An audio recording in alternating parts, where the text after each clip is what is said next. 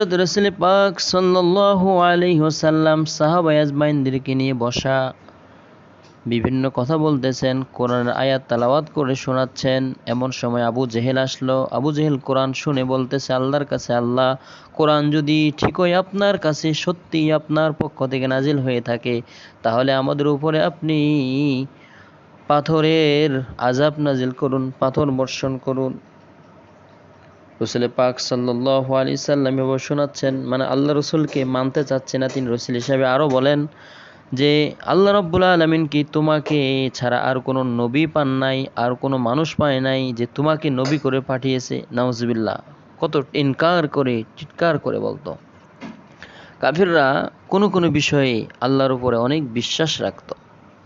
দেখুন, হাদিস শরীফের মধ্যে আসছে, আল্লাহ রাসূল সাল্লাল্লাহু আলাইহি সাল্লাম বর্ণনা করেছেন, বদরের প্রান্তরে আবু জেহেল আল্লাহর কাছে দোয়া করেছিল, আল্লাহ, যেই দলটি আজকে হক, সেই হক দলটিকে আজকে আপনি বিজয় দিবেন। আবু জেহেলের দোয়া কবুল হয়েছে। অর্থাৎ হক হচ্ছে মুসলমান, রাসূল পাক সাল্লাল্লাহু আলাইহি সাল্লামের দল। যারা মুসলমান তারা বিজয় হয়েছে, আর যারা কাফের তারা পরাজয় বরণ করেছে। তাহলে আবু জেহেলের দোয়াটা কি হয়েছে? কবুল হয়েছে। এমন সময় কোনো কোনো অবস্থায় তারা আল্লাহর উপরে অগাধ বিশ্বাস রাখত। আল্লাহ রাব্বুল আলামিন তার হাবিবকে জানিয়ে দিলেন, হে রাসূল, আপনি যদি তাদেরকে জিজ্ঞাসা করুন, কোরআন আয়াত দিয়ে আল্লাহ জানিয়ে দিলেন, ওয়ালা ইন সাআলতাহুম মান খালাকাহুম লায়াকুলুন্নাল্লাহ, যদি আপনি তাদেরকে বলেন যে তোমাদেরকে কে সৃষ্টি করেছে, তাহলে অবশ্যই অবশ্যই তারা বলবে আমাদেরকে আল্লাহ সৃষ্টি করেছে।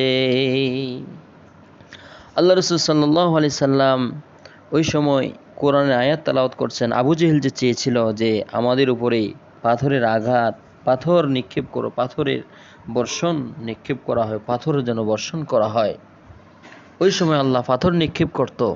কিন্তু আল্লাহ রাসূল সাল্লাল্লাহু আলাইহি সাল্লাম হচ্ছেন রাহমাতুল লিল আলামিন, এই জন্য আল্লাহ তাদের উপরে আযাব দেয় নাই। আল্লাহ বললেন, ওয়ামা কানাল্লাহু লিয়ুআযযিবাহুম ওয়া আনতা ফীহিম, হে আমার রাসূল, তারা তো আযাব চেয়েছে, পাথরের বর্ষণ চেয়েছে, কিন্তু আমি তো তাদের উপরে পাথর বর্ষণ করতে পারতাম, কিন্তু আপনি তো তাদের মাঝে রয়েছেন, আপনি তো রাহমাতুল লিল আলামিন, আপনি যতদিন তাদের মাঝে থাকবেন আমি তাদের উপরে আযাব দিব না।